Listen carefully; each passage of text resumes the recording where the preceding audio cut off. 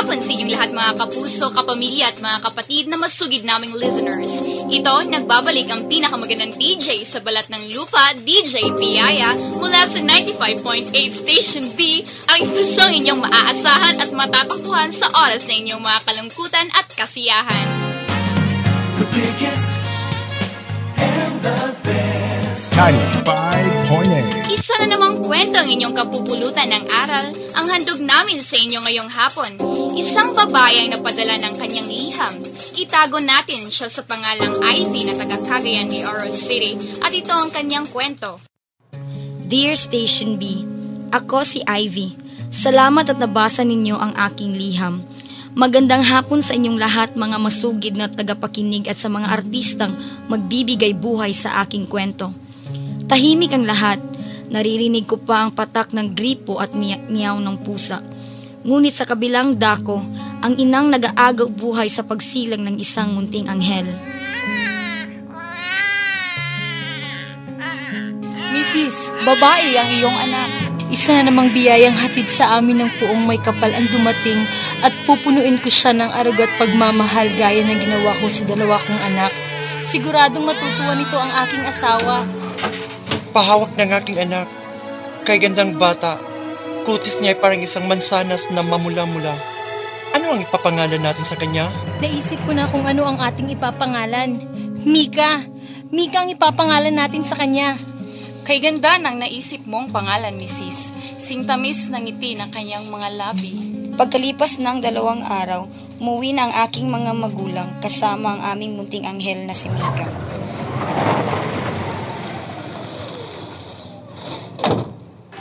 Yehey! Nandito na si nanay at tatay! Wow! Ang cute ng kapatid ko! Mama, pwede ko ba siyang hawakan? Sabik po ako sa pagdating ng bago naming kapatid. Ano ka ba? Echosera ka talaga. Tumabi ka nga dyan. Ivy, hindi ka ba natutuwa? Huwag mo namang pagsalitaan si Erich ang ganyan. Bakit ba? Alam ko na nagbabait-baitan ka lang pero alam kong lilipas din yung pagiging Diyos mo.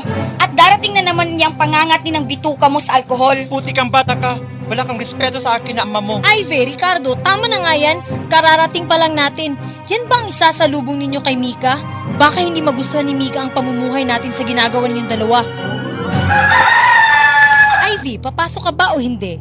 Magtatanghali na, mahuli ka na sa klase mo. Pagong ka pa naman kung lumakad. Lecheng buhay naman to.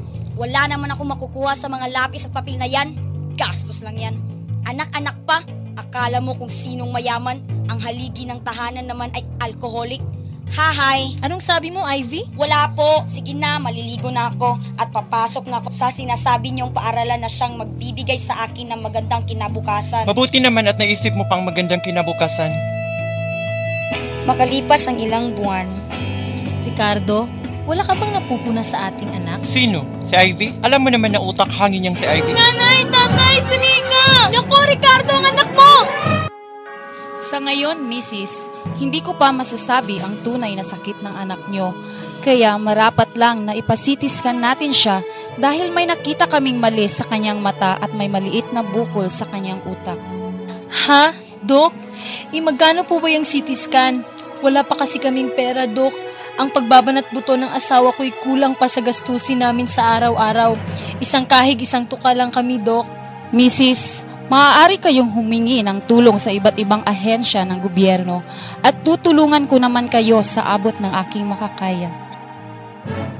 Lahat ng oras ng aking mga magulang ay ginugol nila sa paghahanap ng pera upang matustusan lang ang pagpapasitiskan ni Mika. Sa awa ng Panginoon, may isang mag-asawang nag-abot ng kanilang tulong para kay Mika. Mrs., ikinalulungkot ko ang iyong anak ay may stage 1 cancer. May retinoblastoma bilateral. Ang ibig sabihin, nagkakaroon na ng komplikasyon ng kanyang retina. Maaaring hindi na siya makakakita kung hindi natin mamadaliin ang kanyang operasyon. O buhay, bakit kay dami ng pasakit na hatid mo? Marami na akong mga sakripisyo at ginawa upang maging maayos ang lahat. Ngunit, Nanay, ayos na po ba kayo? Ano po ba ang nangyari kay Mika? Nasaan na ba ang lasinggero? Ivy, huwag mong dagdagan ng mga pasakit ko ngayon. Nanay, mamamatay ba si Mika? Ano na? Ano ba ang sabi ng doktor? Kailangan nating agapan ang kalagayan ni Mika, Ricardo. May kanser ang anak mo at may komplikasyon na sa kanyang mga mata. Hindi ko na alam ang gagawin ko. Parang sinakluban ako ng buong mundo, asawa ko. Gagawa ako ng paraan. Huwag kang mag-alala. May awa ang Diyos sa atin. Aalis na muna ako. Ivy, ikaw nang bahala sa ina mo at mga kapatid mo. Ilang beses kaming pabalik-balik sa ospital at sa awa ng Diyos ay naoperahan nga ang aking kapatid. Naging normal ang buhay ng aming kapatid, ngunit may mga pagkakataong hindi siya nakakakita at iiyak ng iiyak dahil sa sakit na kanyang nadarama. 1, 2, 3 hanggang sa ika-4 na kaarawan ni Mika. Happy birthday to you. Happy birthday to you. Happy birthday, happy birthday, happy birthday, Mika. Nanay, tatay, Ate Ivy, Ate Erich, kay ganda naman ng aking damit para akong prinsesa nito, oh. Oo nga, Mika. Ikaw naman talaga ang prinsesa namin eh. Kumain na tayo, nagugutom na ako. Ate Ivy, pwede mo ba akong kargahin? Birthday ko naman, ate.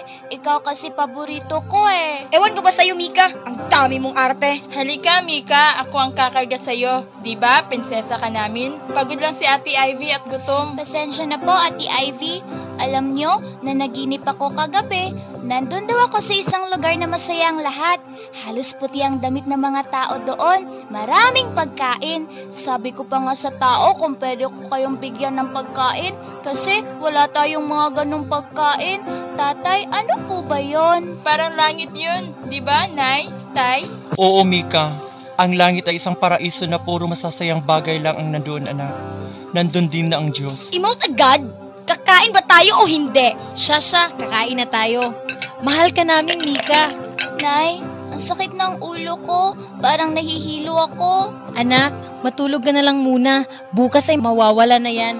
Opo, Nay. Mahal ko kayo, Nanay, Tatay, Ate Ivy, at saka si Ate Erich. Mika, gising na. Maglalaro tayo. Ang ingay! Ano ba kayo? Mika? Bakit parang ang lamig ng katawan ni Mika? Nay! Si Mika! Ano ba? Ang lalaki ng mga bunganga ninyo? Mika? Nay! Nay! Bakit mga anak? Nagluluto pa ang nanay ninyo. Mika, anak. Mika, gumising ka. Mika!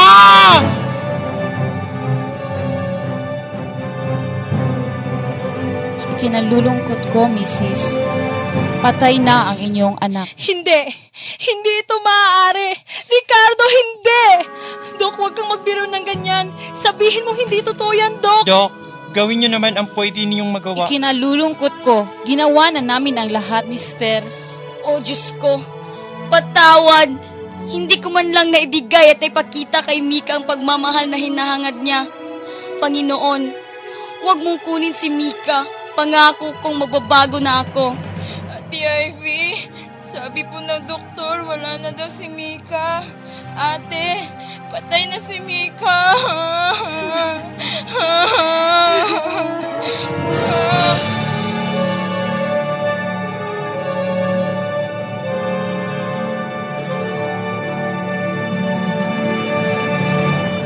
Inay, Itay, patawarin niyo ako.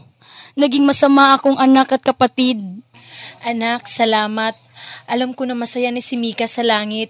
Naaalala niyo ba ang kanyang sabi sa kaarawan niya? Oo nga, yung kanyang napakagandang panaginip. Mga anak, mahal ko. Patawarin niyo rin ako sa mga nagawa kong mali. Sa pagdating ni Mika, nabago ko ang aking sarili. Siguro, ang kanyang pagdating ay may plano ang Diyos. Plano niyang ibalik natin ang ating mga kalooban sa isa't isa at maging pamilya ulit. Salamat, Ricardo. Sa paglipas ng taon, naging masaya ang aming pamilya. Ngunit may mga pagkakataong nalulungkot kami dahil naaalala pa namin ang mga ngiti sa labi ni Mika at ang mga pasakit na ibinigay ko sa kanya. Hindi ko man lang naipadama kay Mika ang aking pagmamahal. Pero alam kong ramdam ni Mika noong nabubuhay pa siya ang aking pagmamahal. Ipinagpatuloy ko ang aking pag-aaral. Nag-working student ako dahil sa pangako ko kay Mika na gagawin ko ang lahat upang hindi maghirap ang aming pamilya. Nakatapos ako sa kursong Bachelor in Elementary Education. At ngayon, isa na akong Doctor of Education. Alam ko, dahil din dito, sa tulong ni Mika. Nagmamahal, Ivy. The biggest and the best. 95.8. Ang kwentong ito'y kapupulutan talaga natin ng aral. Mga tagapakinig, maikli lamang ang buhay, kaya sa abot na inyong makakaya, iparamdam mo sa inyong mga mahal sa buhay kung gaano sila kahalaga. Ang pagmamahal ay mas nararamdaman kung ito'y totoo at wagas. Dito na lang po at salamat. Mga tauhan, Wilkie Auza bilang Ricardo, ang ama ni na Ivy, Erich at Mika. Rogelyn Lahay-Lahay bilang Linda, ina ng 3 magkakapatid. Ivy Marie de Lunos bilang si Ivy, ang swail na anak ni na Ricardo at Linda. Cherry Moring Gabales bilang si Erich, pangalawang anak ni na Ricardo at Linda. Carlos Linpea A. Hardin bilang Mika, bunsong anak ni na Ricardo at Linda. Loreline Ramos bilang Doktora.